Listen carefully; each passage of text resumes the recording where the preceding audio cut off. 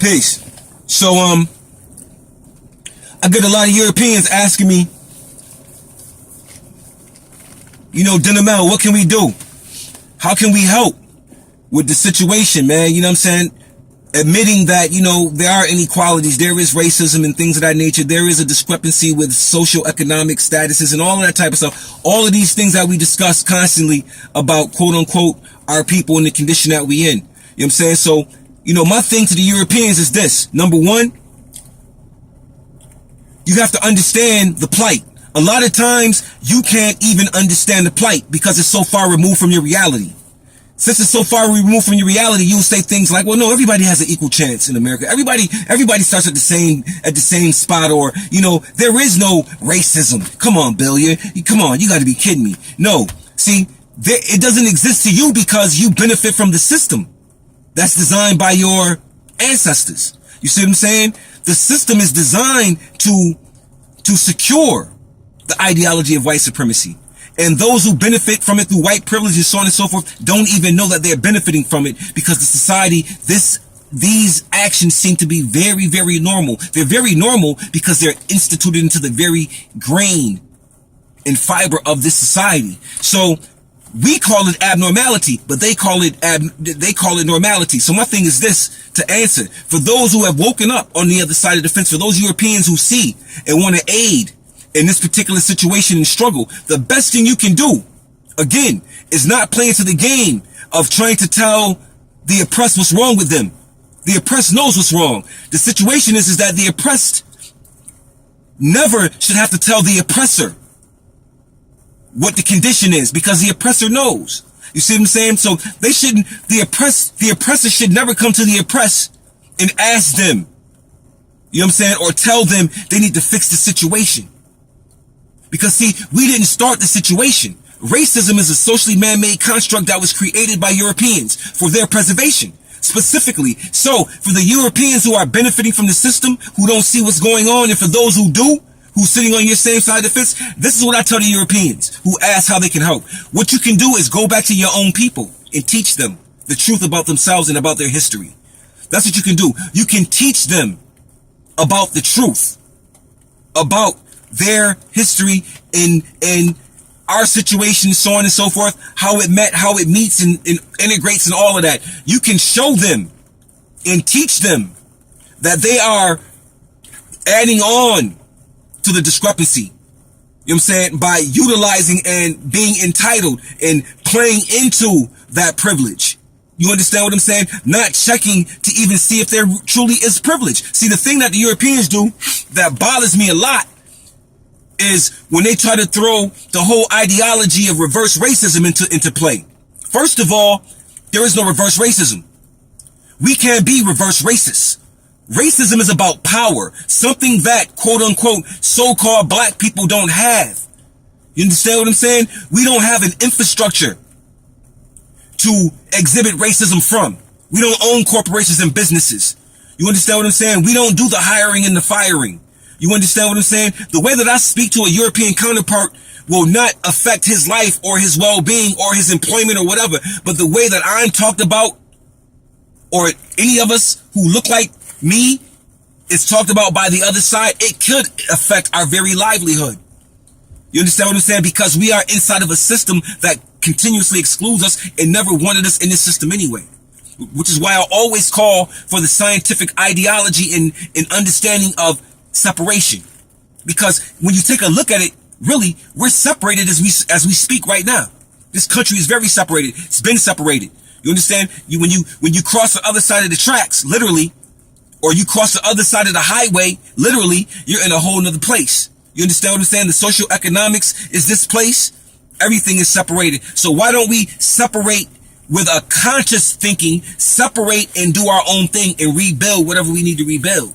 Because we're separated now under a system that is separating the way they want to separate. And when they separate, they usurp resources from those they are separating from. So those particulars who depend on the resources will no longer have them because they're codependent on the beast. And the beast is not going to feed you.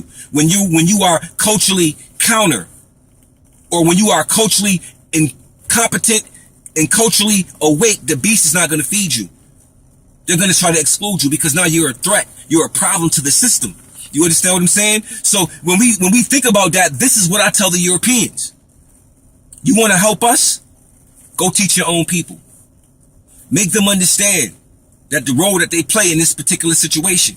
Make them see. Because see, our history is excluded all the time. It's not examined or looked at, but Hollywood will give you a taste of it. You know what I'm saying? They'll give you a slave movie or whatever. The education system will give you a taste of it. They'll talk about slavery, and now they're trying to even orchestrate the slavery idea to the ideal of it wasn't even slavery, it was voluntary. You know what I'm saying? They're trying to remove the actual brutality and atrocious conduct in the degrading process that slavery was and how it broke us. You understand what I'm saying? So when we think about all of these things and how we're still affected by that particular paradigm hundreds of years ago, we have to take a big picture. We have to take a big look at the picture and ask ourselves, you know what I'm saying, why do we still allow these things to happen? We allow them to happen because we don't understand that if you don't know history, you are condemned to repeat it.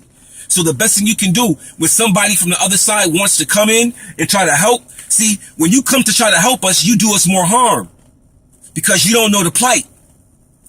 You think you're doing a good thing by trying to tell us, well, you know, what if you can't talk to us about our experience. It's just like me trying to talk to the Jews about the Holocaust and their experience. I can't do that.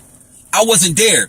I'm genetically not connected to that. You know what I'm saying? So it's not even in me genetically to even be able to feel ancestral pain and so on and so forth. But see, I'll never do that. But you get others to coming to us and trying to tell us how to express our pain for our condition and what we need to be doing and how we need to do it. The oppressor can no longer talk to the oppressed and tell them what they need to do, because in that process, if we listen, we still maintain the oppression. You see what I'm saying? So we have to stop oppressing ourselves first and foremost and recognize that we are being oppressed. Because you have little pretty things and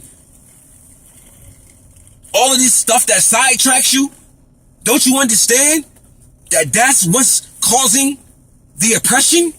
That you can't let go of something that has no bearing on your spirit at all. It's just binding you. You become a prisoner to your own desires. But somebody fed you desire. The desires you have don't even belong to you. It was implanted in you, and now you're acting other than yourself. That's the problem. You don't know how to be yourself. We don't know how to be ourselves. We're too busy being something else that was designed and made in the process. So don't become what was designed and made. And you want others to help you, you send them back to their own people and make them teach their people. That's how you can help us. Anybody on the outside who wants to come into this struggle and aid us, go to your own people and make them see their discrepancies. You know what I'm saying? Make them see their historical implications. Make them understand that the sins come back to haunt the children.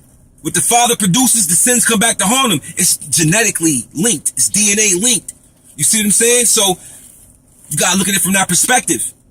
Everybody got a role to play. And the only way we gonna get fixed is if we fix us. And nobody else can come from the outside in to help us.